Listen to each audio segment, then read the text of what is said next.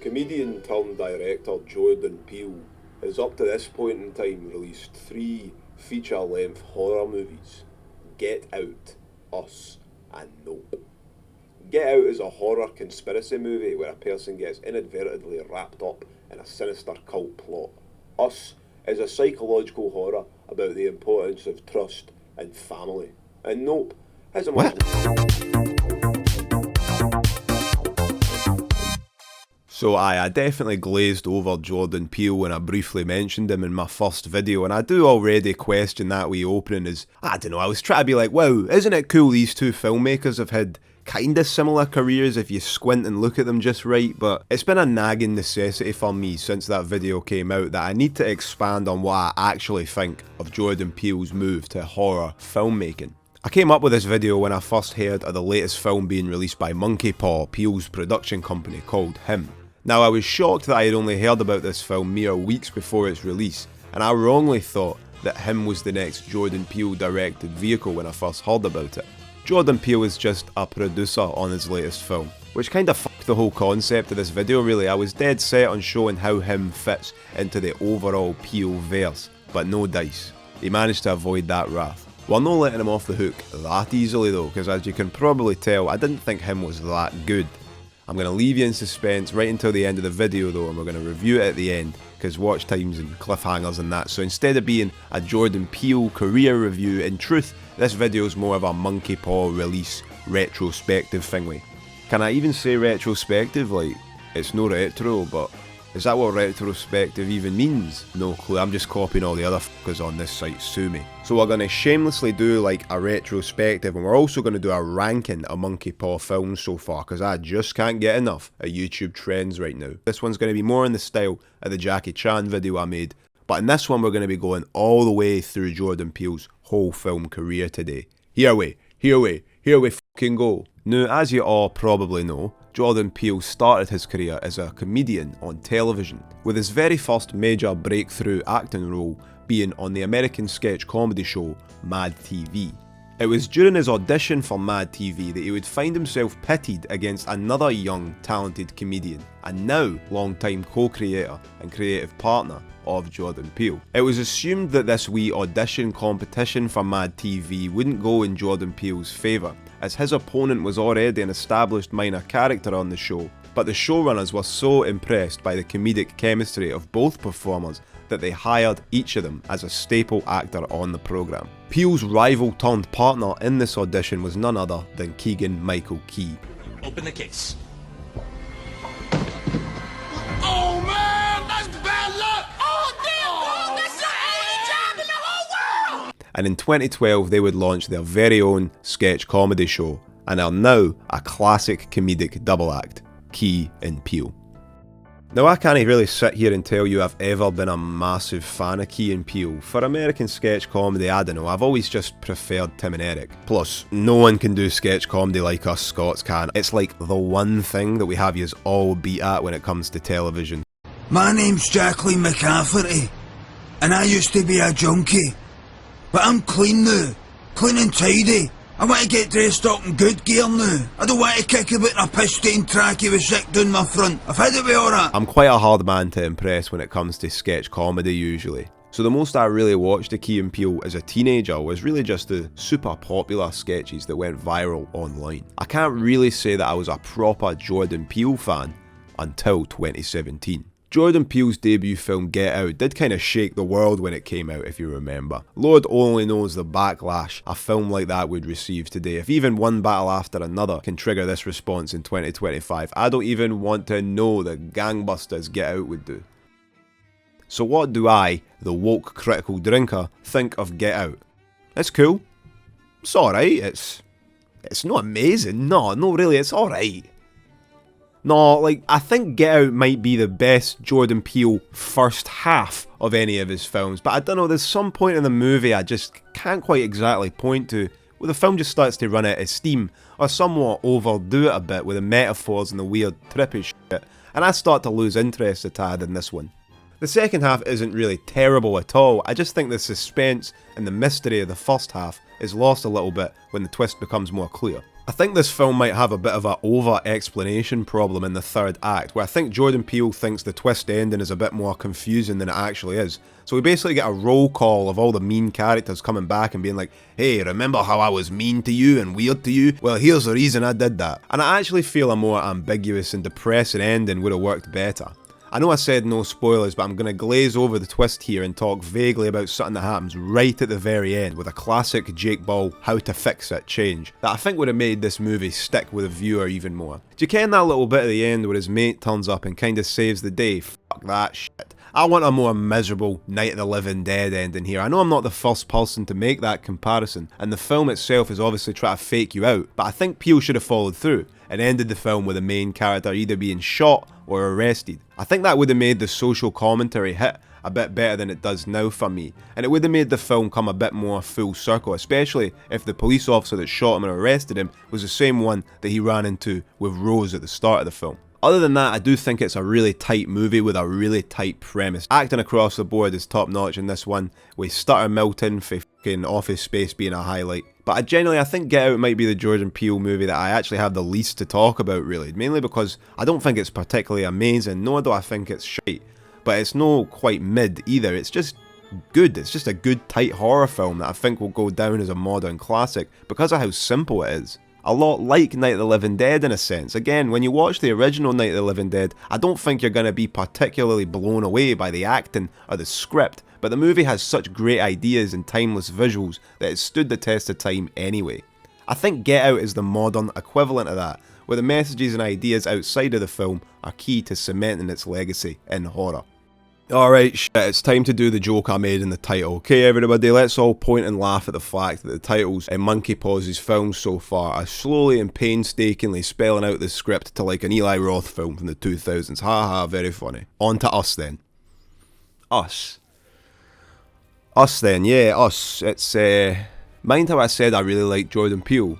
Yeah, maybe skip the next section if that's all you're interested in hearing about, because Us is kind of like Get Out in the sense that it has a really strong top half and the bottom half is, let's say, fucking confusing. Honestly, I actually really like the first half hour, I'd say. Great visual metaphors with everything being like a twin and parallel. All the mirror image shots is some great foreshadowing. It's just a shame it's foreshadowing to something that makes absolutely no sense whatsoever.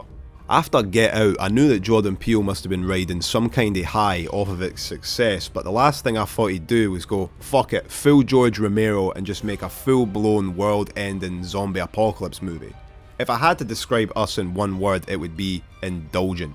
Overindulgent. It's very much a director's second film kind of movie. Let me explain what I mean by that. Get Out was a huge, overwhelming success, and when you put out such a successful debut, you rack up a lot of expectations when trying to come up with a story for a follow-up. You have to try and meet the overwhelming hype while also trying to employ the now overused and unfunny tactic of subverting your audience's expectations so that your story is still surprising. Sometimes this can result in a jam-packed thrill ride, although maybe a bit overwritten, that ends up being considered one of the best films by that particular individual. But sometimes, in the case of Us, I think, it becomes too overwritten, too smart for its own good, and it feels like the whole time the film's constantly trying to outsmart you rather than entertain you. I like the imagery. You can tell this one came out in 2019 with all the back rooms and the liminal space stuff. I just don't get it. They copy the actions of the above world, but like, they don't, and they're just like zombies or something, and then at the end there's some shit about a government experiment and that they were abandoned or something, and it just kind of reads like a compilation of the top 10 scariest creepypastas. Us just kind of feels like a lot of horror imagery with not a lot of bite for me. I'll point to you the exact moment it loses me actually, because I'll stand by my statement of loving like the first third or so, because I do think the twin stuff and everything being weirdly mirrored is some great imagery, and I really like how intense and creepy the first scene with the clone family at the house is. I also really like this actor's performance in particular for some reason. I just really like how he's written. Some nice, warm, positive male role model stuff. It loses me when Tim Heidecker, hey Tim, glad you made it, and Elizabeth Moss's family get their own set of clones. That is literally for me the scene where this whole film goes off the fucking rails and starts to become confusing and nonsensical. And to explain why, we're gonna have to use our clairvoyant superpowers once again to determine how to fix this film, and it's really not that hard. You have to choose a baddie, Mr. Peele. I don't want zombie clone experimental ghost people pick one of them and fucking roll with it. If it were me, the incredible film wizard, I would have gone more heavy down the government conspiracy path for this one. When I watched the film for the first time, and I think I do this with a lot of films by mistake, I was sat trying to put the pieces together and I was discussing with myself what it was all meaning and what it was all coming to. Let me tell you the story I had in my head, and you tell me if you think it works any better. I thought that house of mirrors at the beginning was like a human photocopier, and like the whole clone thing was like some shady government MK Ultra type plan to like clone people and then have the clones murder the original to replace them so that they eventually have like an entire population of like easy to control clones. But the whole apocalyptic thing, the backrooms thing, and the film making no effort to explain how any of these underground beings came into existence in the first place, it just feels like the whole film is very underdeveloped. So yeah, so far, Get Out, great, tight, concise, us, confusing, bloated, indulgent. That's probably going to piss off a lot of people, but you didn't come to this channel for easy to swallow views, do you? You want blood sport, and blood sport is what you shall receive. I'm needing to call a bit of a rain check on that blood sport for now though, because it's finally time to talk about Nope. I was going to scrap this video altogether for real. When I found out Jordan Peele hadn't directed him, I was like, this video is fucking pointless now. I can't weave him through all of Peele's career specifically now, can I?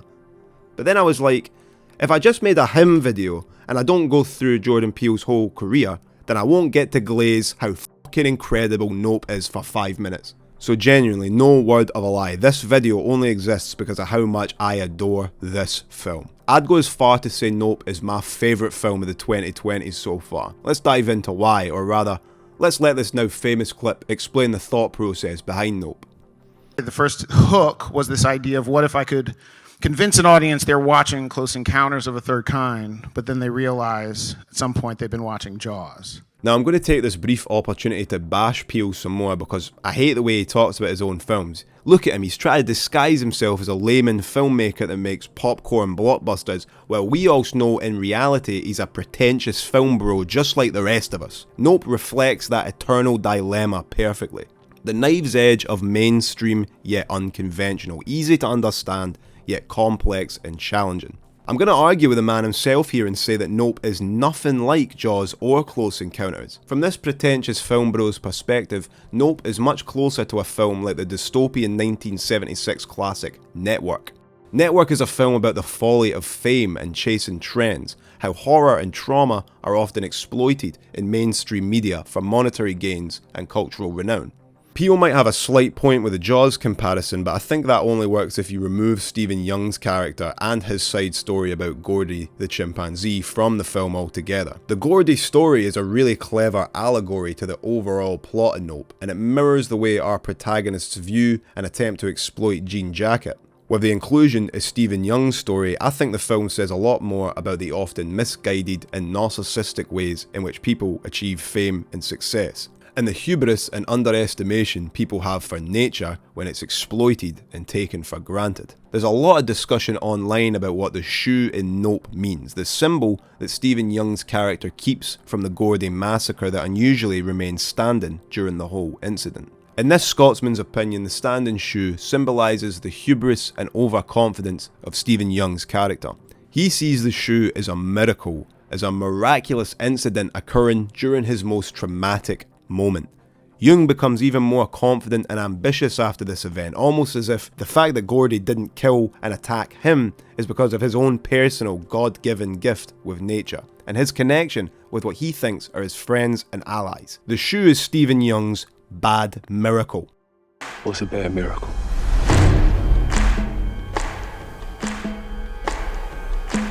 They got a word for that.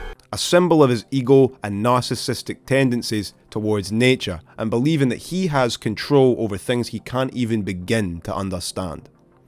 Which obviously ends up repeating itself when he attempts the same feat with Jean Jacket. And the only characters that have any sort of success in the end are Daniel Kaluuya and Keke Palmer, because of their connection with nature and their respect for its rules and its boundaries. Nope should be screened at fucking Greenpeace events for fuck's sake. It's an environmentalist's wet dream, and it's probably secretly why this film has been review bombed to fucking hell. What the heck? This film made me feel something and it had a message that made me question my own opinion. Also, it has black people in it. 1 star. In all seriousness though, Nope is a modern fucking fucking classic. Some of the most impressive suspense I've felt in a horror film in years. Great dialogue which doesn't take itself too seriously and leaves room for some light-hearted, endearing banter, and some of the best subtle symbolism to come out of a modern director. Nope is my favourite Jordan Peele film, and it doesn't even come close. It's about time I officially stuck these three on a fucking tier list or something, right? Nope goes up in triple S where it fucking belongs. And on the other end of the spectrum, I'd probably stick Us in like C tier. I don't have plus or minuses here, but if I did, I would probably put Us in C minus if I'm being honest. And Get Out I'd probably stick into A minus, but we don't have that, so it's going into A instead. That leaves one more film to cover, and don't worry, we're also going to be sticking this one into the tier list just for shits and giggles. Him has been received pretty poorly as far as I can tell. Now, am I going to agree with the consensus or be a total fucking contrarian and tell you that Him is actually really great? On this channel, you'll find the ultimate fence sitter who thinks Him was pretty good. I don't think the film is messy per se, I think it's maybe just being read in the wrong way at points. Does the film make perfect sense? No, absolutely not. There's some really strange decisions that go poorly or completely unexplained. There was one moment I'd say was outright messy, and it left me with so many questions, but that moment was right at the end during the final scene, so spoilers here briefly. Why the fuck did Tim Heidecker get exploded by a fucking demon at the end? Not just that, but how was our main character so sure that a demon would explode Tim Heidecker that he leaves him on a pentagram and walks away in fucking slow motion? Did the main character know something about the demon that I didn't? Why was there a demon introduced in the last 10 seconds of this film? I genuinely think this one wee moment here is why so many people left the theatre confused and bewildered by the plot and the message of Him. I think without that demon moment at the end, it's actually a really cool exploration of the obsessions around fame and fortune, and the desensitization to violence and cruelty that can often come with that narcissistic ambition. When we first watched the film in the cinema, as we were walking back to the car, the missus, Jane Ball, hit out with comparisons to some films that she liked, one of which being Nicholas Winding Refn's The Neon Demon, which she called the hymn of the modelling world, that also explores themes of narcissism and delusional obsession with fame. In Him's case, the final shot seems more of like a shock value, this is how we end a horror film kind of thing, rather than being a really well thought out twist or reveal. One scene I saw getting hit with similar criticism of shock value for shock value's sake was the training scene with the bloke getting his face knocked about as punishment. A common criticism I've seen is that this scene makes absolutely no sense whatsoever and is just gory and violent because it needs to be because it's Halloween and that. However, this is where I'm going to jump to the contrarian side of the fence and argue that this scene might be the best scene in the film for communicating what I think it's trying to say. Our protagonist is put in a position where he indirectly inflicts severe pain onto someone else through his actions. This scene serves as a way to show our main character's ever-growing desensitization towards violence and pain against others, and the immense sense of empathy and humility our character has at the beginning is slowly eroded away during the training. And I think this running theme of Cade's humanity and emotion slowly being drained from him with violence, pain and sex pays off really well in the end. As in the end, Cade becomes a sort of Frankenstein's monster created by the sports cult, and that ends up coming back to bite them in the arse, because they did too well with Cade to the point where he's just a homicidal killing machine. That's why there being an actual fucking demon at the end was so annoying and confusing to me, because I was like, no, that's not the demon. Look, Cade is the demon. Isn't that the whole point of the fucking film, that you made the demon? So I hope I've explained why adding supernatural elements to a film 10 seconds before it fucking ends is a really stupid idea, especially when you've actually had a pretty coherent and well thought out plot up to that point. All that being said though, I really didn't hate Him at all, and I actually found myself really loving it at certain points during the runtime. I'd say I genuinely liked the movie overall, and I'll probably watch it again very soon. Oh wait, that fucking tier list, so where does that put Him on the list then?